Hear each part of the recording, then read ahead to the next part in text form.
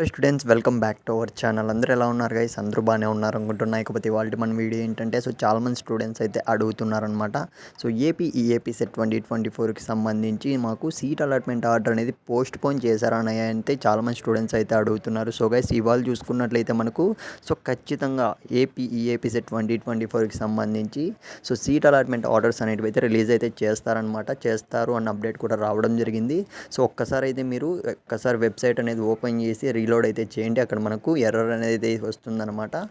Error అని వస్తుంది అంటే మనకు వెబ్సైట్ అండర్ ప్రాసెస్ అని అర్థం అనమాట. అదొక్కటి గుర్తుపెట్టుకోండి. మనకు ప్రాసెస్ అనేది జరుగుతుంది గైస్. ఖచ్చితంగా మనకు సీట్ అలాట్మెంట్ ఆర్డర్స్ అనేవి డిలే అయినప్పటికీ కూడా ఇవాళే మనకు రిలీజ్ అయితే ఖచ్చితంగా చేస్తారు అన్న అప్డేట్ అయితే వచ్చింది. కాకపోతే కొద్దిగా డిలే అయితే అవుతుంది, ఎందుకంటే వాళ్ళకు కూడా కొద్దిగా టైం అయితే పడుతుంది కదా.